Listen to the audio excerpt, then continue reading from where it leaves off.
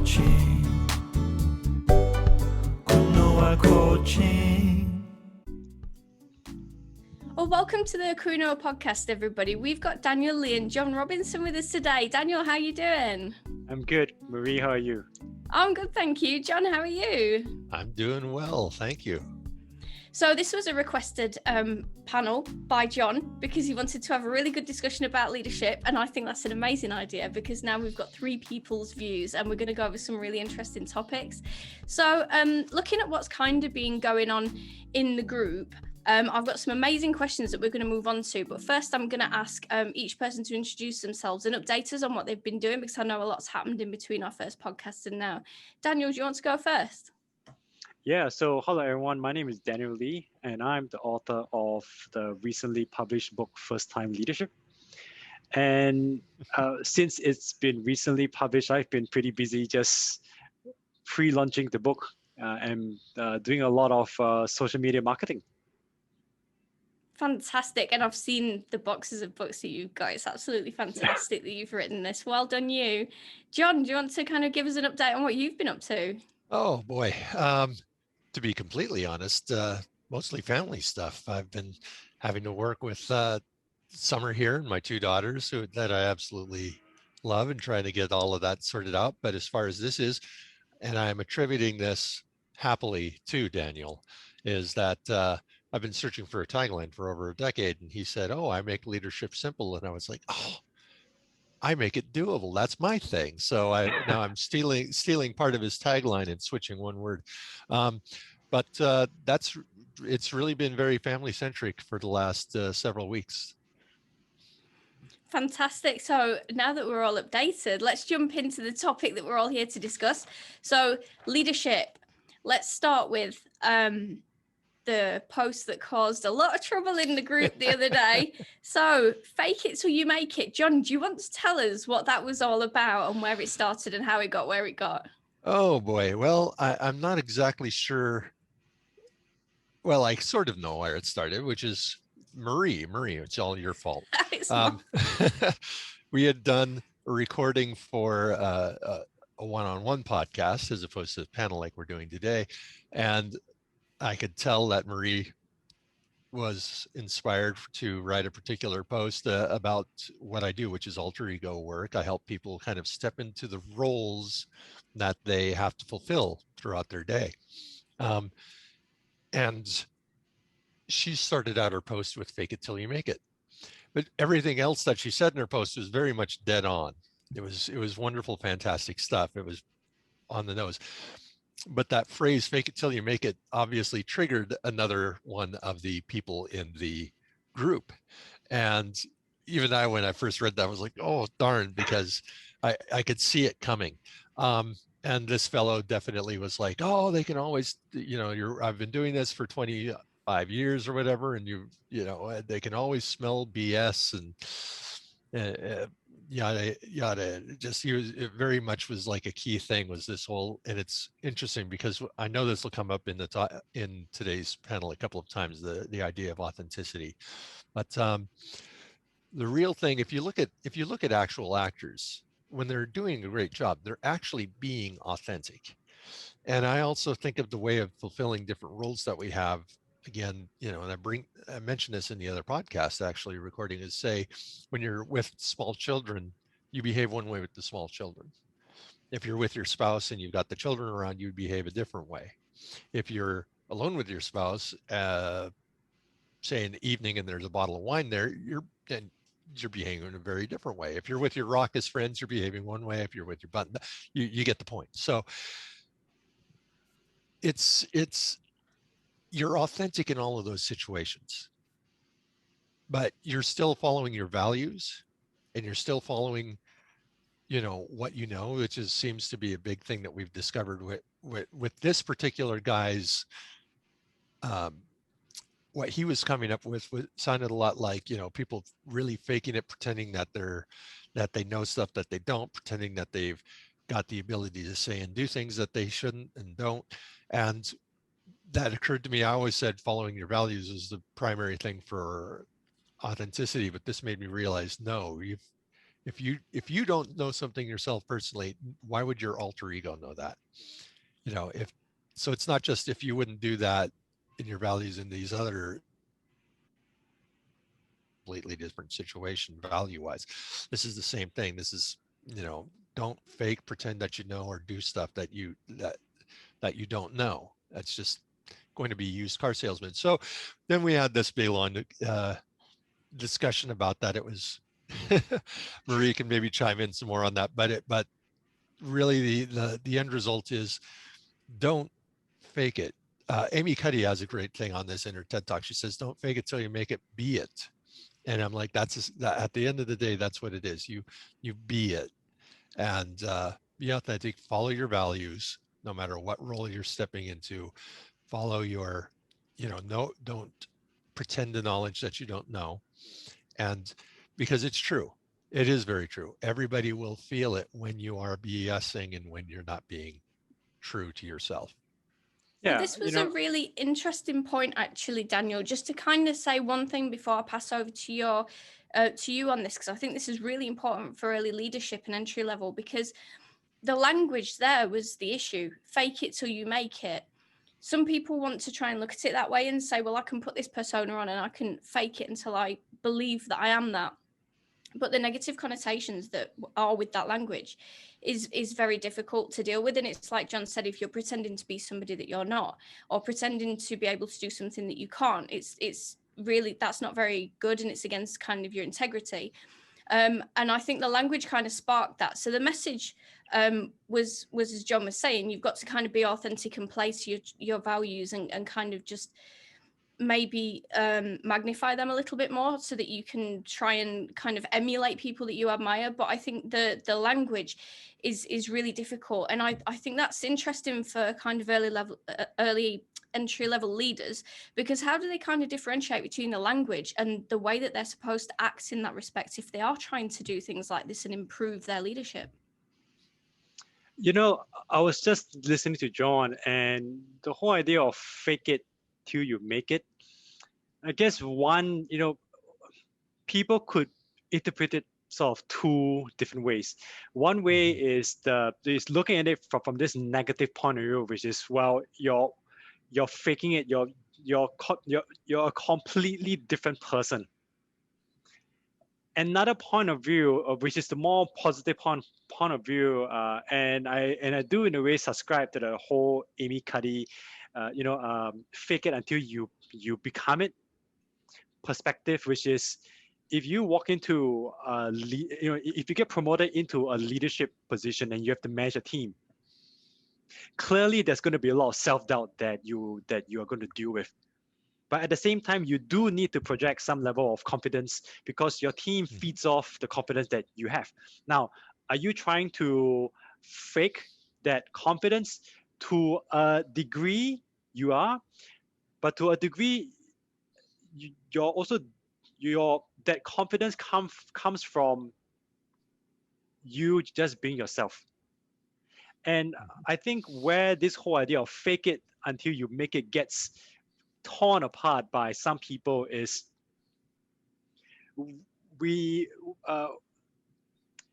the authenticity gets thrown out the window, and they put on a completely different persona, when instead the whole idea of fake it until you become it, which I think is the more accurate phrase to use, is you are still you, but how can you be the most confident you?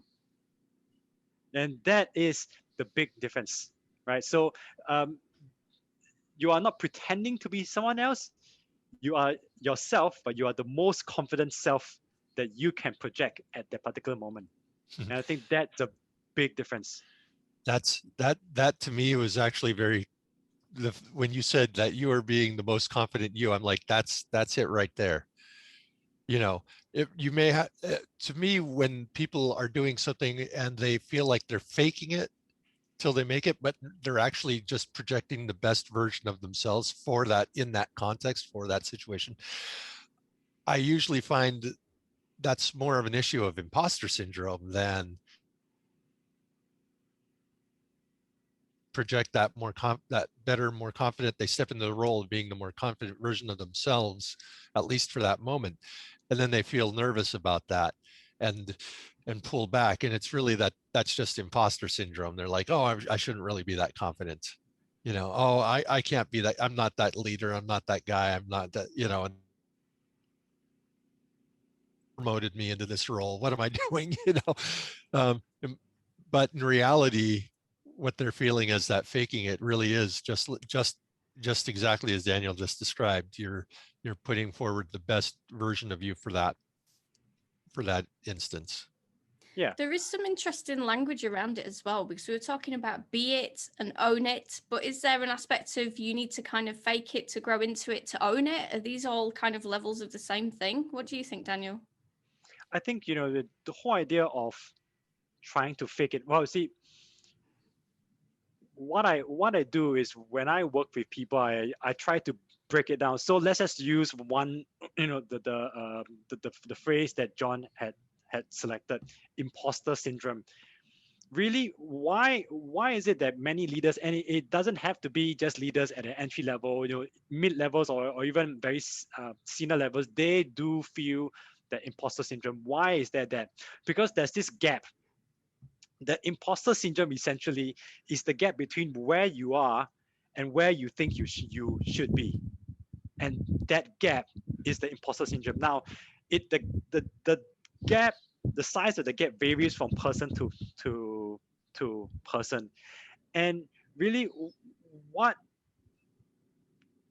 we want to try to do is to take any number of steps that we can take to try to narrow that gap.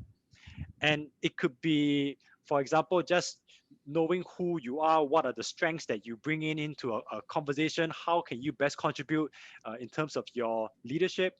It could be maybe spending less time talking and more time listening, so that you put yourself in a position whereby you can gather as much information as possible before you take action and make decisions. So there really are a number of ways in which you can narrow that gap.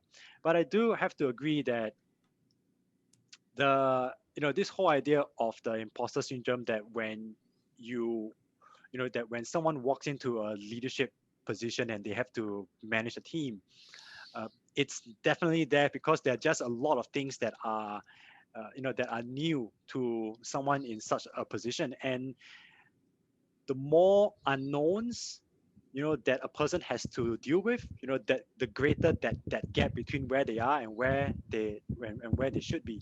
So one other way you could look at the imposter syndrome is really your level of discomfort, right?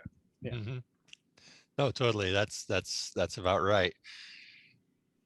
I've definitely found myself that discomfort. Then some people translate that into I shouldn't be doing this, whereas others, and this is kind of a fun thing because some leaders, get promoted on technical ability. Other ones get promoted because they're comfortable with the uncomfortable, Yep. and so you've got the ones who go in there and they don't have imposter syndrome at all, and then you've got, or at least very little, like tiny gap, but then you've got the other ones who really, they're going to take some time before they can really relax into the role, and that's just fine. That's different people have different ways of attacking, of coming into things, but yeah, absolutely. Yeah. How much of that do you think is experience related in terms of having been in these situations and being more self-aware? How much do you think the gap narrows over time? Or John, maybe you want to take it first? Oh, sure. Well, I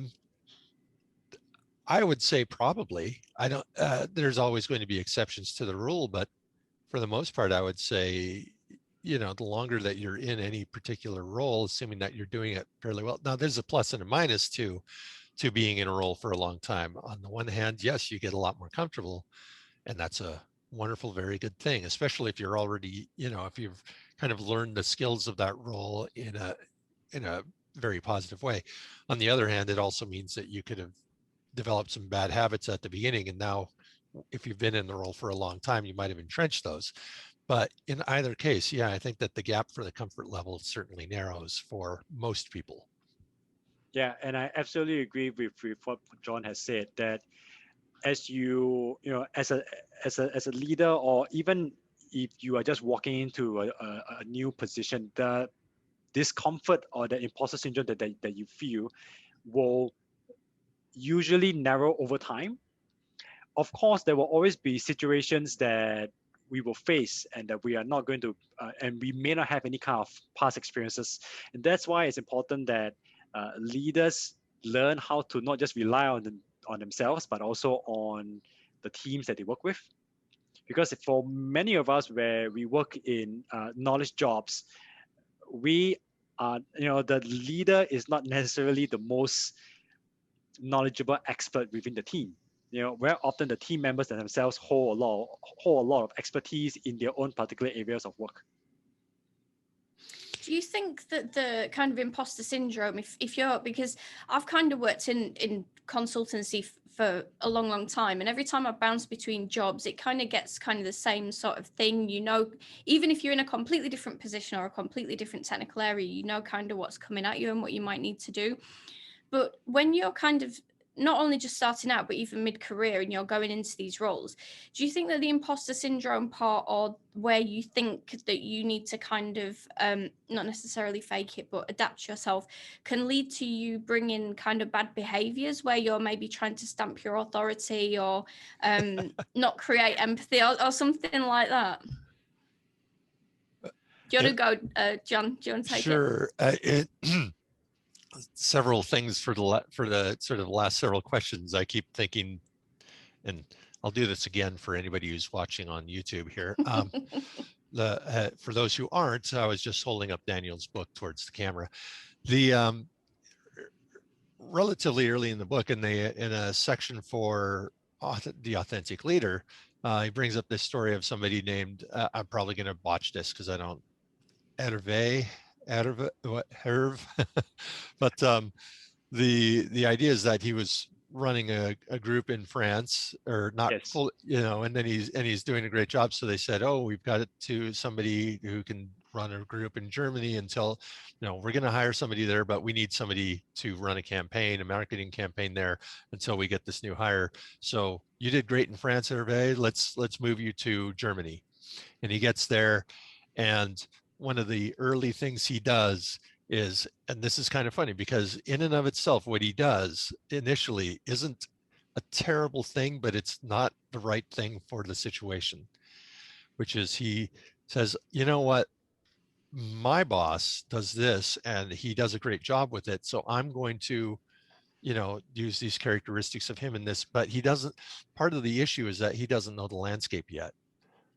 Picking and choosing certain things that your boss does might be more appropriate after you know what's going to be appropriate. But it kind of goes one step further, because as you just discussed, or Daniel has mentioned a few times about being, the leader isn't necessarily the expert. And that's something that when Hervé starts to try and make decisions the same way he believes that his boss does, one, that's against sort of his internal value system, so that comes off as less authentic. And then secondly, he's making decisions that are based off of incomplete knowledge. There are experts on his team who can make a much better job of running the campaign. They know what the requirements are in Germany. There's regulatory things that come up as a result of his decisions. And if he'd listened to his actual internal value system, gotten all of the landscape, into his mind, figured out what parts of what his boss Leo does that may or may not be appropriate that he can emulate, and then step out of the way of the actual experts in Germany, he would have had so much of a better time. So, and I like that story because it encapsulates several things that we've been discussing. But getting into the bad habits, if he'd have not made an adjustment, he could have continued to be making decisions that just got the marketing team further and further into trouble. And I think that that happens a lot with leaders when they, especially ones that are probably moving from one silo to another, you know, not, they're not necessarily going up or down, but a lot when they get moved horizontally, um, they again do that without context. They go in and try and do everything exactly like they did it before. And sometimes that just doesn't work. Actually, often it doesn't work. Yeah, just to, I think John has pretty much summed up that chapter that I wrote pretty well. And yes, Hervé is an actual Frenchman that I had the opportunity to interview, and he was very open and honest with his sharing with regards to that particular experience that he had. Um, I like how you pointed it out, John, that especially for a lot of middle managers, because they have had the experience of managing teams, and for quite a few middle managers that I've had the opportunity to interview, they would be managing probably their third or fourth team. So they know what to expect. That experience of knowing what to expect normally backfire for them, because they then walk in there and think, oh, all right, these situations, these factors are very similar to what I've experienced. And because of that, they assume, all right, these factors equals these particular outcomes. And it blindsides them when things don't work out the way it should. And that's why there's, in chapter 14 of my book, which is titled What You Appreciate Appreciates, it's basically a repackaging of the good old listening skills. Right? It's there's a phrase that I've coined, which is listen first, speak last. That as a leader is actually to your strategic advantage for you to listen to what someone else has to say, and then you speak last, because by doing that you have gathered sufficient information to make the appropriate decisions. And when you do so, you are often putting yourself in the best position to make those decisions, because you have really listened to the points of view of everyone else. It's a really forgotten skill, listening, and I think what you just said is really true, Daniel. People can go into a new team and then just use the same strategy with them, but actually what you're dealing with is completely different people with completely different problems in a completely different situation. So if you're not going to sit down and get to know what's going on there, you're going to make it. And let's face it, if we go into a team as a leader and we make a massive mess of it in the first few weeks, it's a lot harder to pull back from that than it is to actually just listen in the first place and try and understand what the landscape is and then move into it. What kind of tips have you got, Daniel, for people to just really understand the landscape that they're in a bit more? So let's just use a very common scenario of someone walking into a brand new team. Now, this scenario could be they got a promotion and then they move somewhere else to in the organization, or it could even be, everybody used to be peers and then somebody got promoted up. In any case, things have changed, and I think if you are taking over the management of a team for the very first time, you got to get to know the team, because and this is especially vital if you are walking into a brand new team. There are things about how the team works that you don't know. And as much as you are put into the position where you have the formal authority to change things, you have to understand why are things being done the way they're being done first, before you actually go about making any changes. And even then, if you do want to make changes, that has to take place a couple of weeks at least down the road. So one of the best examples that I've come across is, there was this guy who was inquiring about my coaching service, which of course, unfortunately, we decided not to go ahead. We just found that there wasn't really a fit to work together. So he came in with his background basically is this: he has always been a very strong number two. So he's the kind of person where if you wanted a number two in the team who can back you up and ensure that the work gets done, that's the man that you want. And eventually, a team lead position opened up, and so his manager said to him, "Hey, look, you have been the number two for quite a while.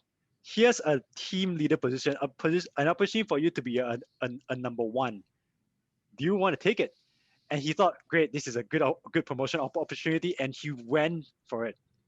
So within a couple of weeks, he realized that he was struggling. There was passive aggressive behavior between team members. He was on the surface sharing the vision that he had for the team, and people were nodding their heads, going, "Yep, yep, yes, boss, we completely agree with you." But as soon as he turns around within a few days, their behavior reverts back to their old infighting.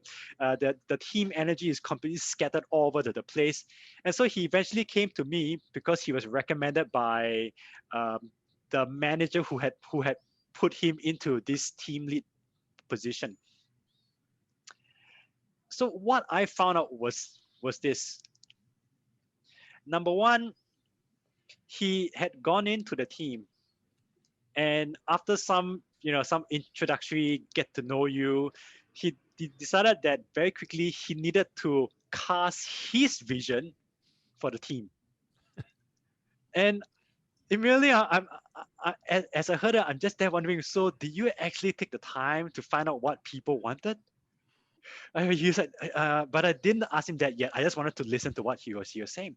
So he said, "Oh, I went in, I told them, everyone, this is where we are gonna go, and I want you to do this, I want you to do this, and I want you to do that. Got it? Great." So the results speak for itself.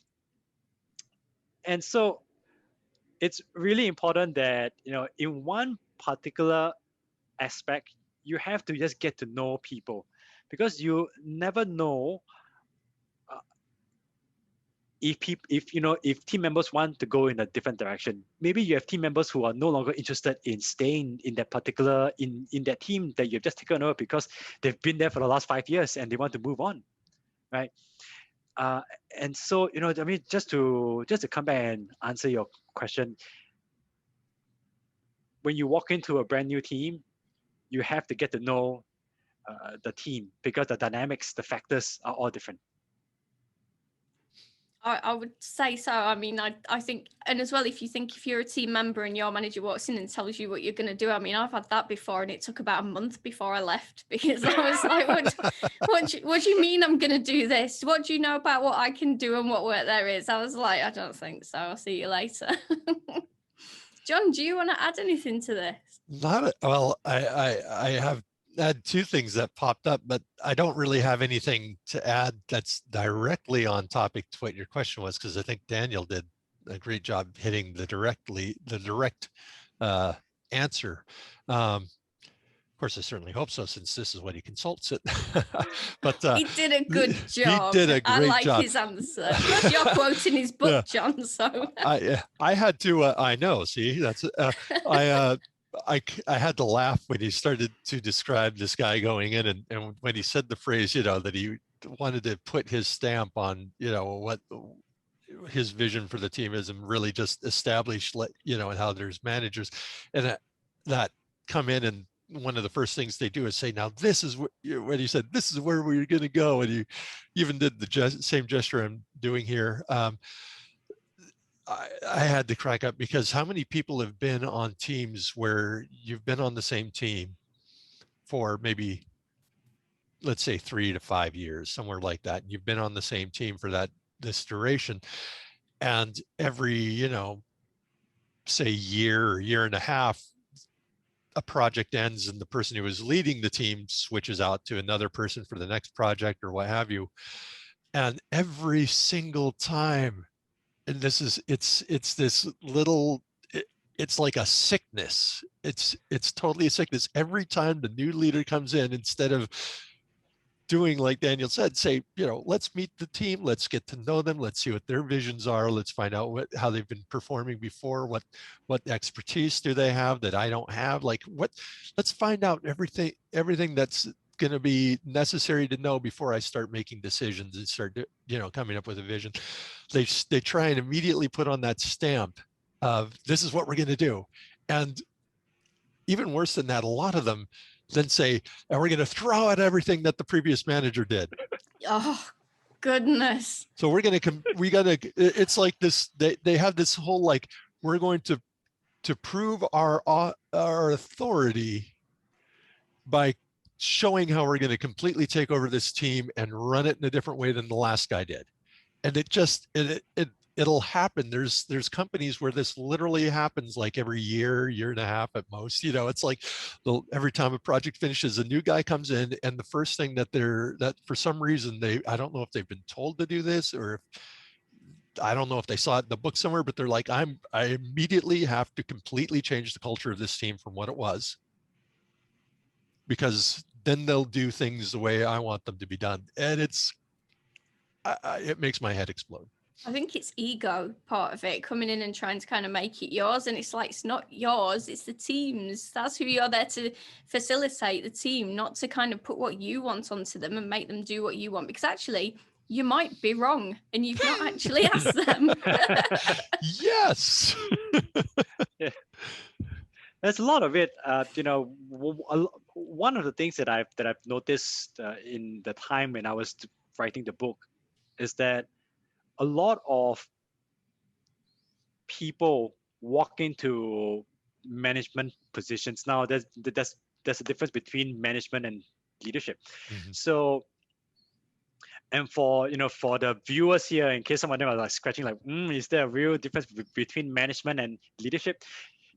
The best way the easiest way to explain it is that management is more about control, and leadership is more about influence, right? There's a reason why in organizations people are called human resources, because resources sound like it's like they're like objects, right? It's a lot easier to control objects. And if you call people human resources, it makes it easier mentally to control people, to want to control people. But if you if you pause for the moment and you acknowledge that people are people and that people do not want to be controlled, then what option are you left with? Influence. And in order to influence, it requires you to be a leader. And if you're just a manager, you're happy with control. To be a leader requires you to step up to a whole different level. And a lot of people just don't want to go there. But back to what we were talking about earlier, I've noticed, and a lot of the leaders that I spoke with have shared with me this. They have also seen managers walking into a new posting, and the desire kicks in to want to change things quickly, to want to immediately put their stamp on the team. And one part of it is partly due to the expectations that people have about what it takes to be a good leader. So sometimes people feel that, right, if I, as a leader, I'm expected to come in and immediately take charge and lead from the front, tell people to go charge. That to a lot of people.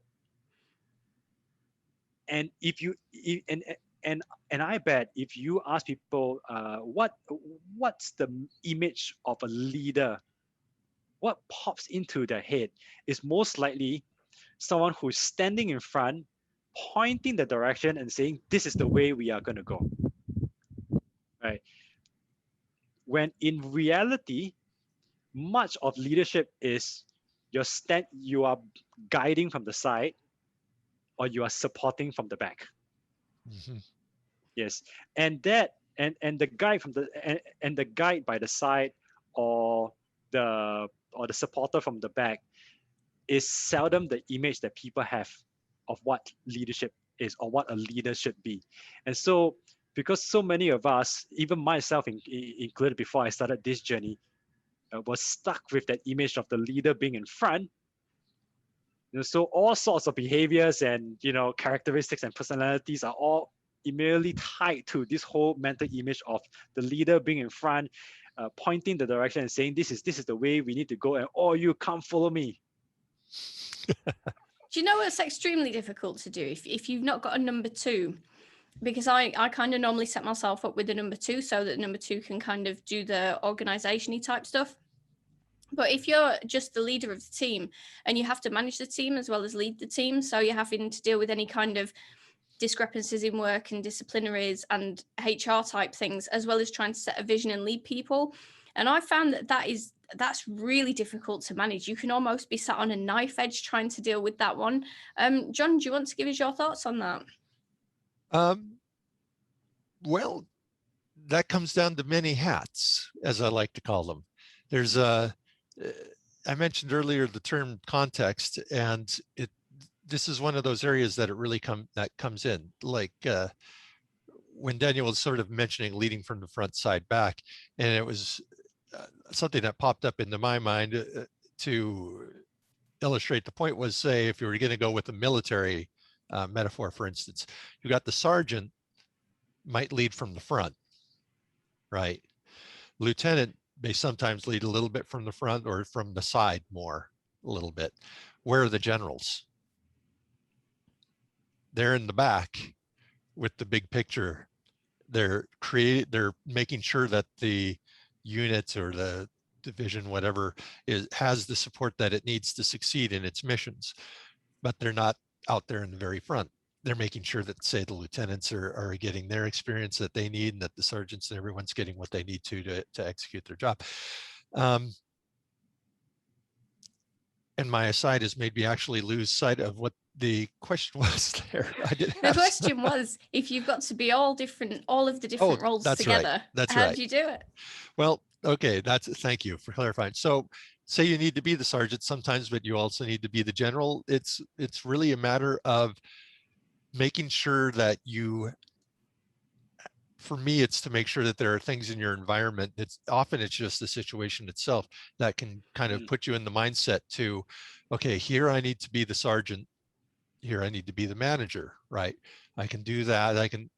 Here, when this is the situation where we're actually rolling up our sleeves and in the technical aspects of the project, and somebody's right there on the ground with the people, then yes, I'm going to be more decisive in this manner. I'm going to be, making sure that people are, this guy's over here and that lady's over there.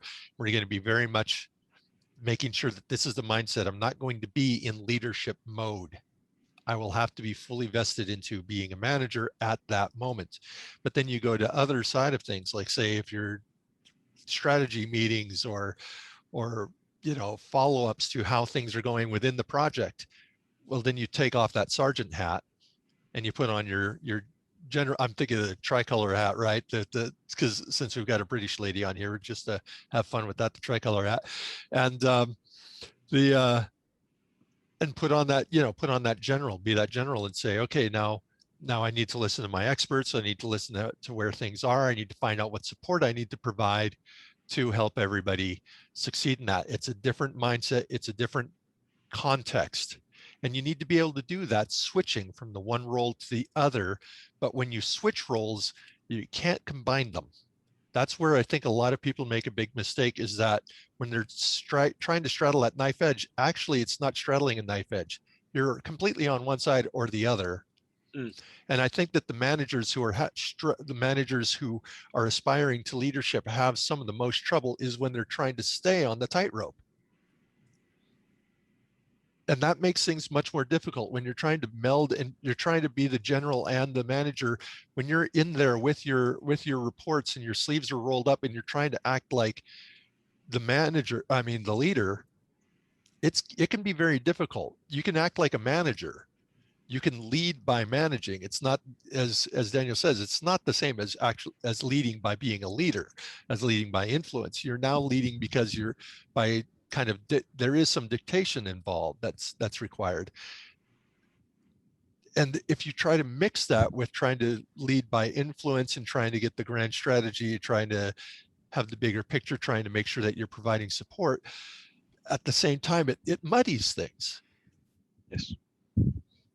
Yeah, I think John has really explained it really well. It's not trying to be both sides at once, but depending on the situation that you're in, maybe you have to get down to ground level and be a little bit more operational, and then when the situation calls for it, go back up and be more strategic.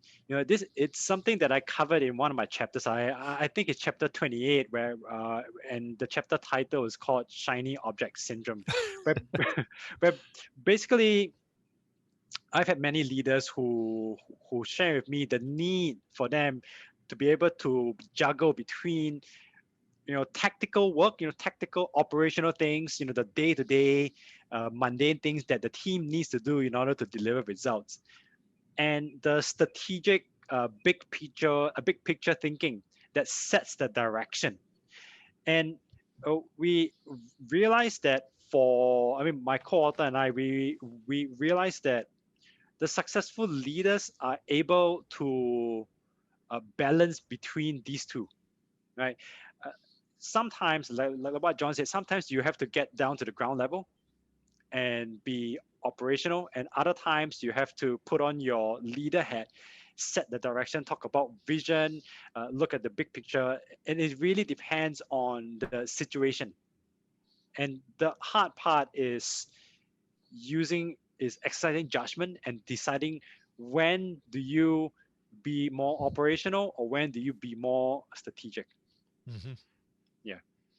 You're listening to the Kuinua podcast. If you want to ask a question to our experts, just go to kuinuacoaching.com and you will find the link to the podcast where you can leave us a voice message or send us an email, and we will ask your question direct to the expert. That's kuinuacoaching.com.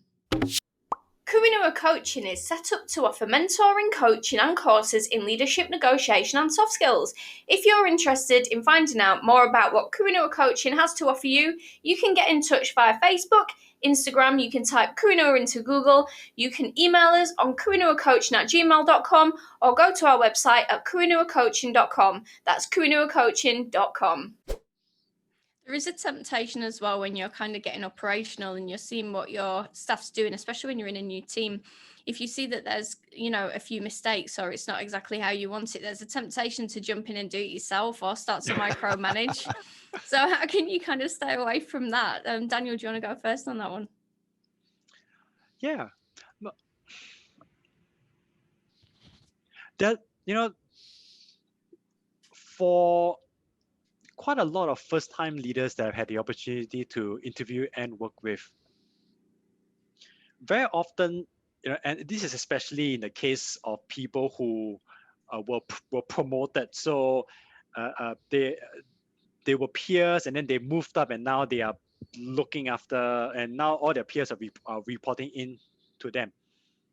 There's this tendency to find comfort in what they know, what they used to know. Yeah, which is the operational stuff that the team is doing, and it gives them a sense of accomplishment because they're right in there in the trenches with the team. And yes, that to a degree, there's a need for you as the team leader to be in the trenches with your team, because when you understand what your team is going through, then you can use the authority that is given to you by your position to help your team.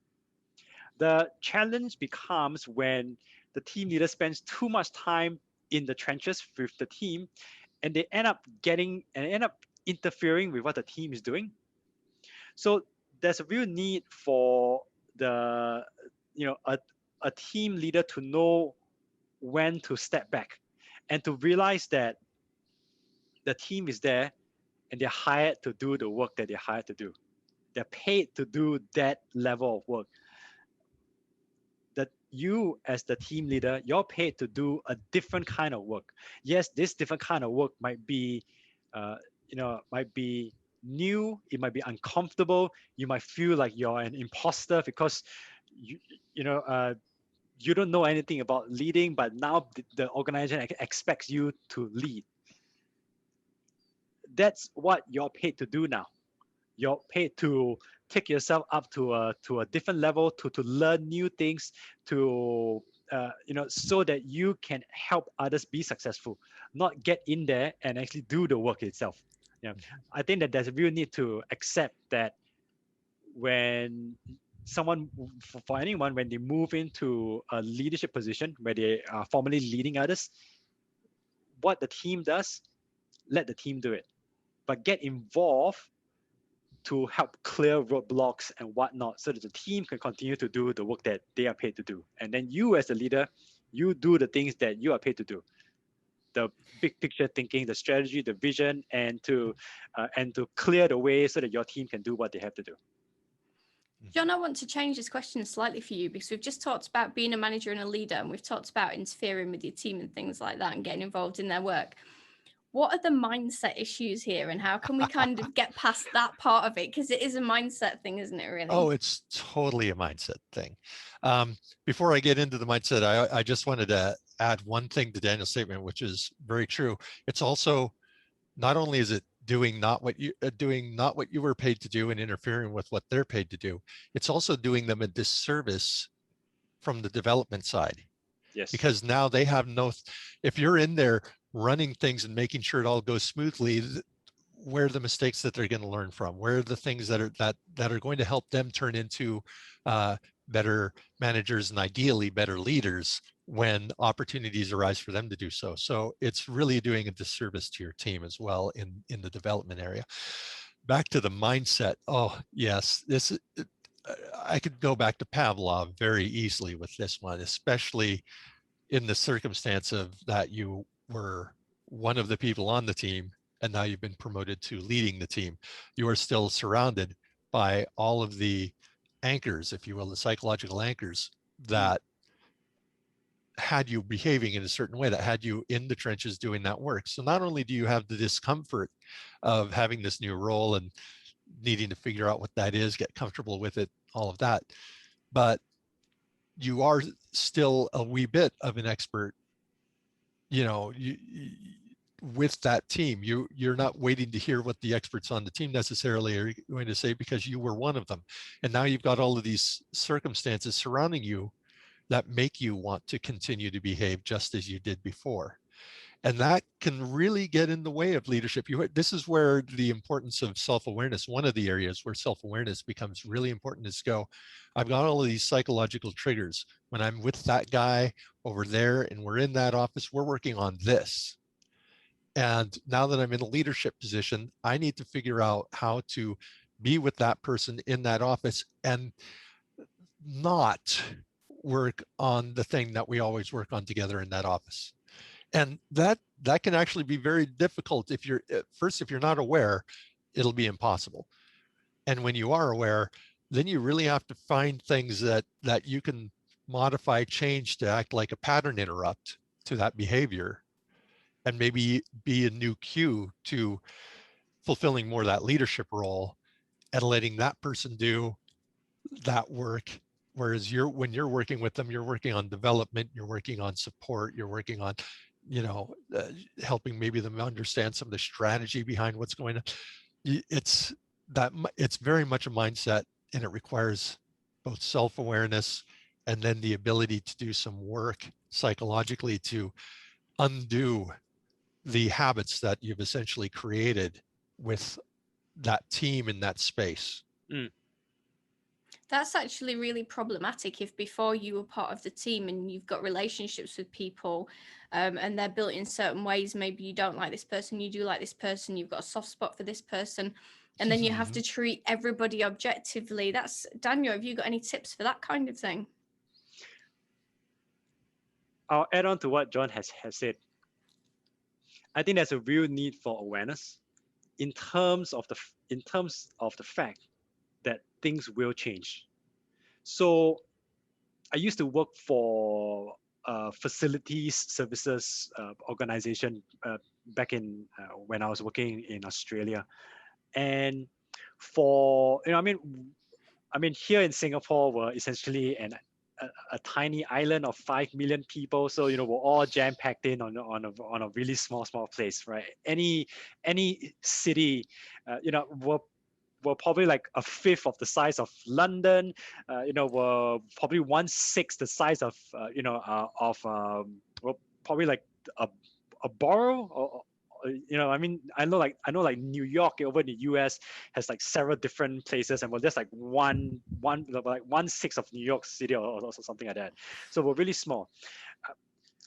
The point that I was trying to get at was that when I was working in all these facility services or this facility services company, we used to have a lot of rural locations. So there would be a team of 10 or 15 people working in a rural town.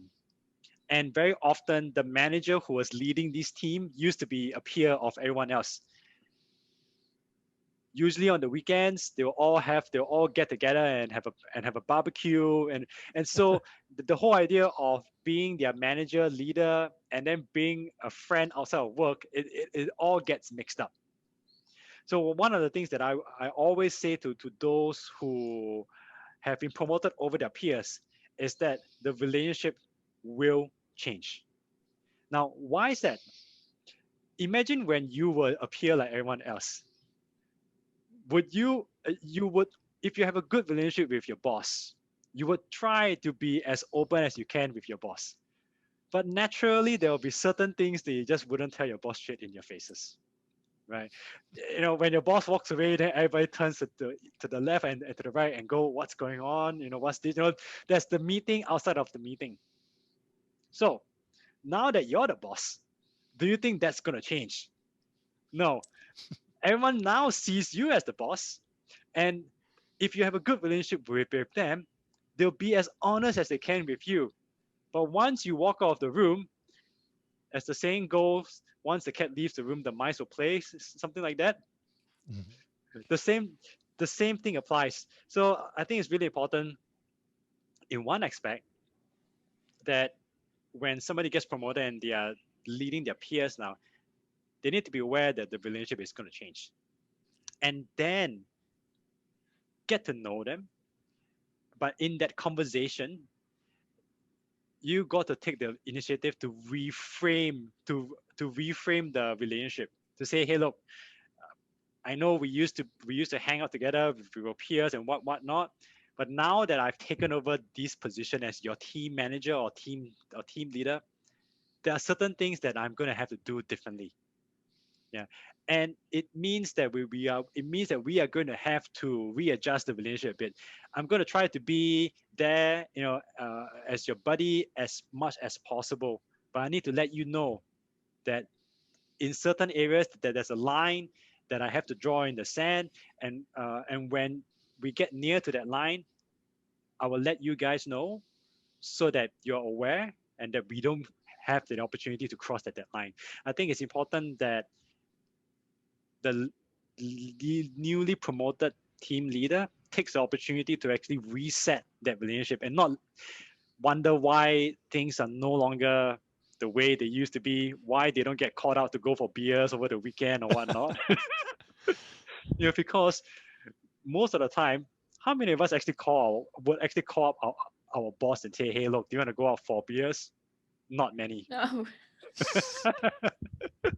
Not at all. Exactly. My boss did invite me out once and I was like, absolutely not. Perfect. I want to ask Daniel, because I'm asking a question. I already know what your answer is going to be, but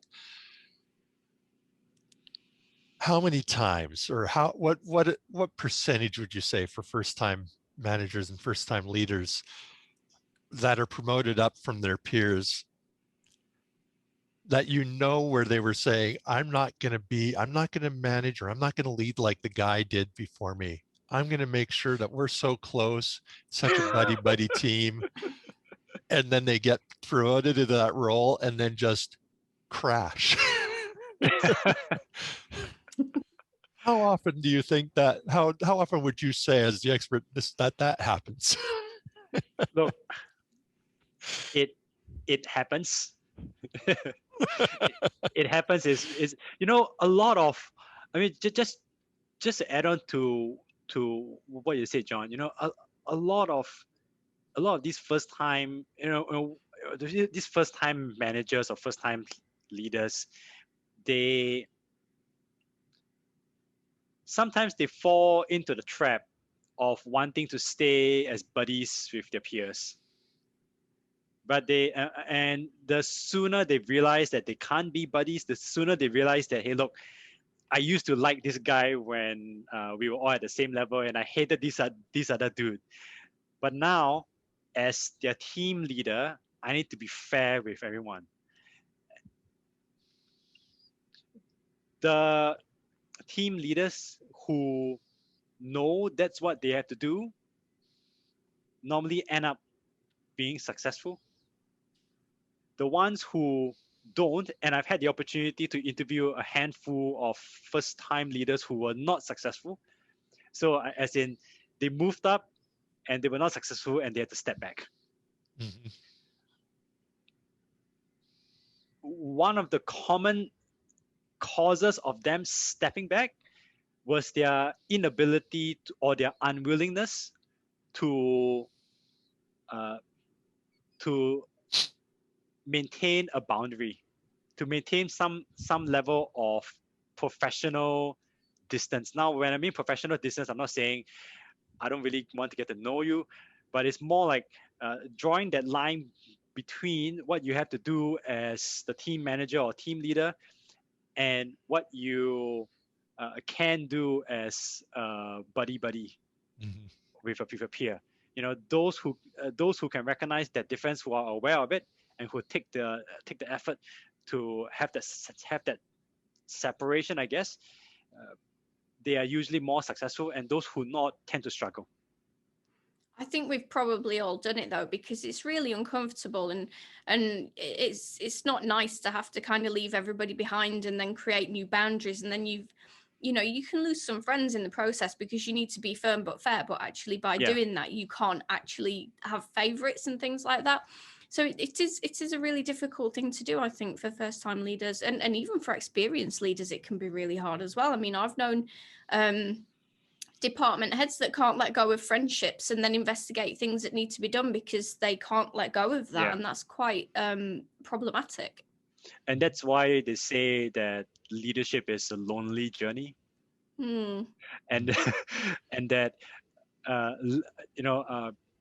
so many leaders tell me that they often have friends outside of work, and these are peers at the same level as them. So whenever they need to rant or to vent, they will meet up with their peers, and then that's when they can let loose. Because in the workplace, unfortunately, everybody has to maintain a level of facade. When you are, when you're a manager or when you're a leader in the organization, and sure, we all want to try to be as authentic as possible, and there are definitely leaders out there who are consistently authentic. But there's always a need to speak with someone, to just let loose and speak with someone, in a, with confidence, in a confidential manner. And usually these leaders just have those people outside of the organization, so it just makes it a lot easier. But I get what you mean, Maria. That is a very common challenge for leaders anywhere. I might jump in quick on that and say what's fun when you talk about that leaders are still being authentic, but there's a slight facade that they may or may not need to do that. I go back and I think in terms of context, right? You can be completely authentic in each circumstance, but the sort of the part of you that gets to come out and be authentic for that circumstance gets to be a different you. This is the guy who, the part of you that's going to rant hanging out with peers, that person's still you. And so is this guy over here is still you, but it's sort of just a matter of the context, just like, again, talking to small children versus talking to your boss, right? Yes. You're going to be very different, but they're still both you. And then also, I think of these, again, with the peer, this is where I'm going to do some shameless self-promotion regarding alter egos, is this is a very good example of where sometimes it's really needed to have this kind of a work in there, because as Marie mentioned, and we've got these things, we've got those triggers, we've got these habits that we have with these people, we have this uncomfortable, where we're uncomfortable suddenly making, putting ourselves in the leadership thing. And this is where you almost have to look at the leadership position like a role. And it is. That's why so many workplaces refer to positions, they'll also say role. They'll use the words interchangeably. There's a reason why psychologically this makes sense. these are the expectations. These are the things. Actually, I think Daniel I know he did just put out a blog post on the, eight areas, 8 expectations for first-time leaders. But you can go through that list and think, these are the expectations. These are the characteristics that I need to have and fulfill. I need to step into the role and do these things. You can't step into the role and do what you did. It's, you can't play Hamlet when you're still trying to be Macbeth. No, you have to be Hamlet. That's a different role. And so that's kind of that awareness, that mindset switch. You have to, if you need to use an alter ego to do this, to help make that switch, because there's so much habit built around that team that used to be peers, then that is a very good time to do such a thing. Some people, they can switch roles, they can switch hats very, very, very easily, very quickly. They're very skilled at that, but there are plenty of people who struggle. They're very good at maybe doing these two and they can switch between them, but these two, they really have difficulties with. Yes. They can't, and that's where they need to do their work. They can they may or may not have trouble with the what itself, but the how part is where they're going to have trouble integrating and really stepping into that role. Yes. Where I found that to be kind of the most demanding is when I was doing teaching. So when you're teaching kind of secondary school and you've got different classes and they're made up of many different people and many different personalities, and there's just not one size fits all, you can be a different person in every single class, because what you have to be to the people in that class is completely different to the next ones. So you can spend the whole day, 5-6 times a day, just switching personalities to try and make it work with a particular class. And I think if you're leading a team, you've only got the one team, but in context, as you're saying, John, it might be one day you need one thing and one day you need another. So it is constantly kind of trying to be flexible with who you bring out that day in order to get the best out of everybody in the team, I think. To a certain extent, if you're just leading the one team, obviously you're still going to have your value steering, and if you're doing it properly, you're not going to seem to the team itself like you're switching personalities or anything like that. If you're really being, stepping into each role fully, they will make that leap and they will connect it to you. And that kind of goes into the integrity thing. As long as that can be seen both by yourself and your team, then you're stepping into that perfectly. The bigger context where it's going to change or be more noticeable isn't so much when you're dealing with the team as a whole, but with subsets of the team. Now, if what these guys are doing, these 3 people together, they're working on, maybe they're R&D, right? They're the R&D engineers. You're going to be dealing with them. You're going to come off a different way with them because you need to than you do with, say, the people that might be in quality, right?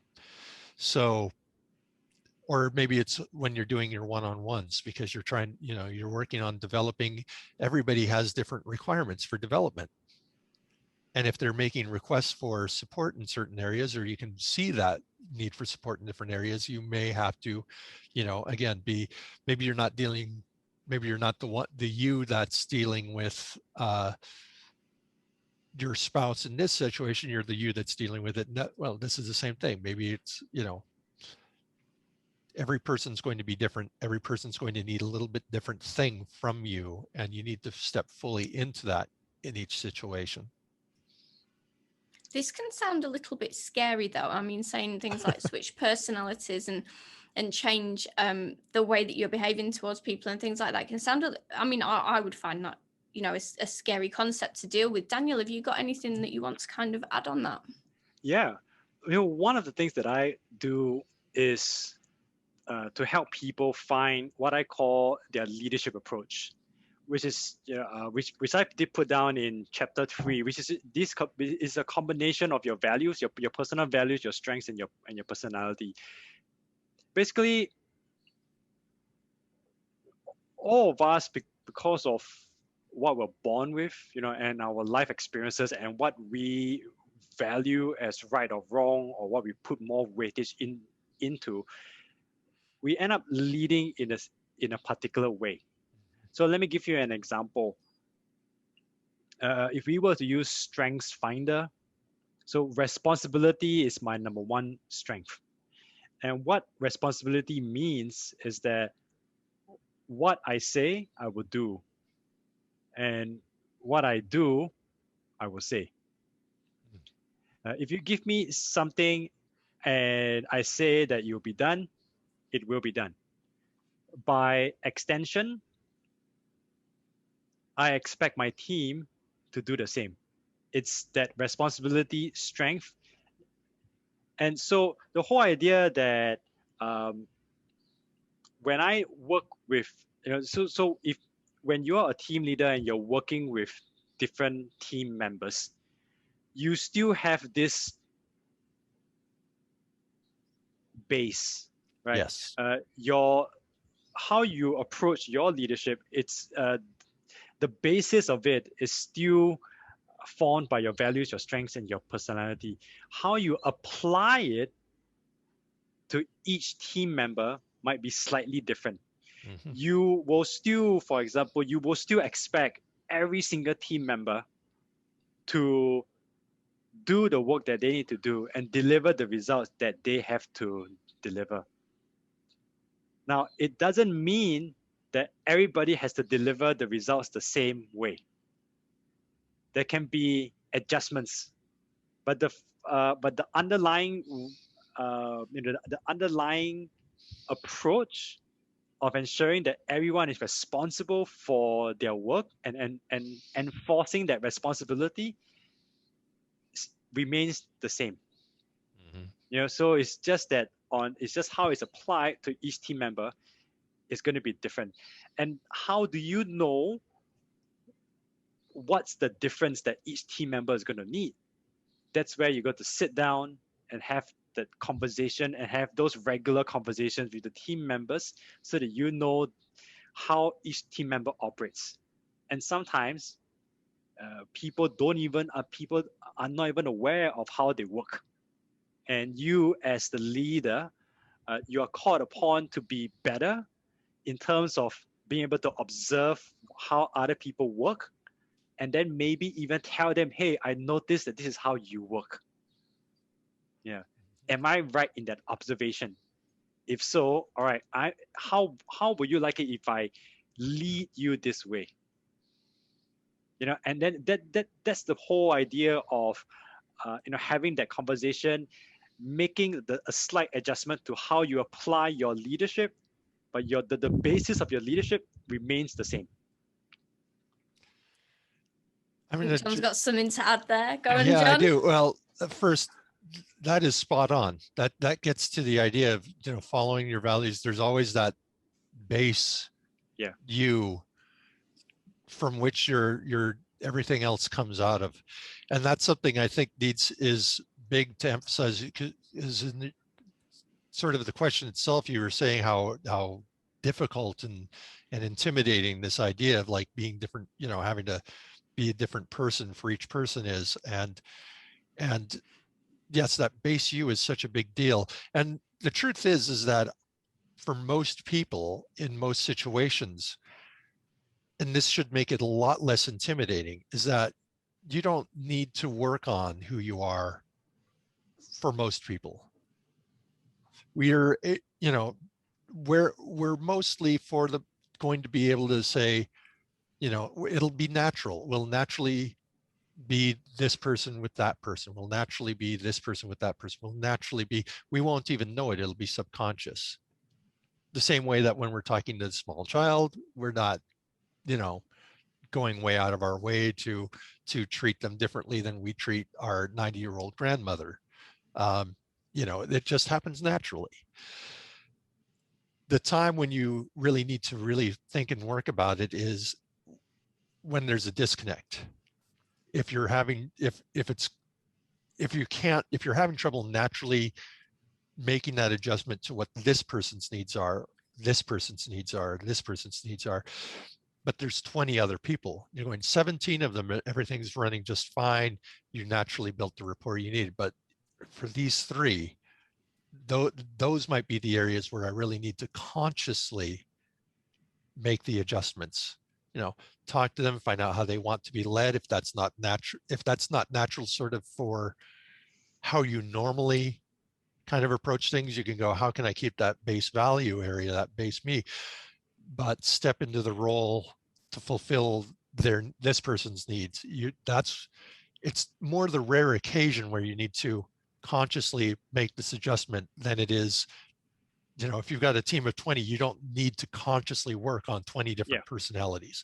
Yeah, that's right. So we are coming up to the end of today, and it's just been absolutely fantastic to have you both on. So I'm going to ask you both for your closing comments, and then to kind of give us an indication of where we can find you. And for everybody listening and on YouTube, underneath we will tag Daniel, his book, his social media, everything. You'll be able to jump through. Same with John, you'll be able to just click and jump straight through. John, do you want to go first? Do you want to give your closing remarks and let us know where to find you? Sure. Well, first, it was wonderful to be here. Thank you, Marie, for setting this up, and thank you, Daniel, for coming and joining. I really enjoyed this. This was a very good, deep conversation, I think. As far as where to find me and any closing comments, I don't really have a ton, because I think that we covered so well a lot of these aspects. The fake it till you make it especially was a big one. Authenticity, being able to step into the role. So just doing this little bullet point thing is probably all I feel need to do. As far as finding me, probably one of the best places to do so is, I don't have the URLs in my head off the top of my head, I apologize, but there's a Facebook community, boldly.work community. You can happily just put that in the search engine, see what comes up, and we'll try and add you in. You can also go find out more about me via LinkedIn by, again, looking up for boldly.work or JW Robinson Inc. And that's pretty, and the boldly.work website is, which, as you can tell from the dot, yes, there's no com, there's no net, it's boldly.work. Oh, fantastic. Daniel, do you want to give your closing remarks and let us know where we can find you as well? And especially your book. Where is your book? Yes. So what I will, thanks, Sean. John's just giving Daniel some free promotion for those of you listening. He keeps throwing the book at the camera, free which plug, is great, because now we know what it looks like. So what I will close off is this. Leadership is simple, but it's not easy. It's complex, but not complicated. Right? So I'll break it down.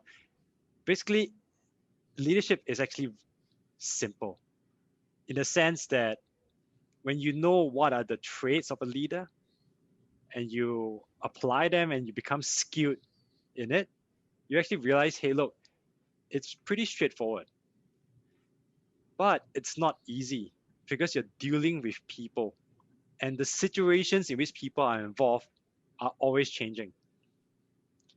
It's complicated because there are so many traits in order to be a successful leader, and every single situation that you walk into, you're not just using one trait, you're using multiple traits in order to successfully resolve that situation. But it's not complicated. It's not something that's so difficult that you cannot comprehend, right? That's why, to me, and I've come to only just realize in the last couple of weeks and really just try to coin this phrase, leadership is simple, but not easy, complex, but not complicated. So if you want to find me, you can search for me at www.monash firsttimeleadership.com. My book's right there as well. When you go onto the website, you can just click on the book tab. And I actually do have a special coupon code for all your listeners for when this video goes up. Right, so for all the listeners, for all you listeners, when this video goes up, I think you said, Marie, is going to be around the 15th of September, thereabouts.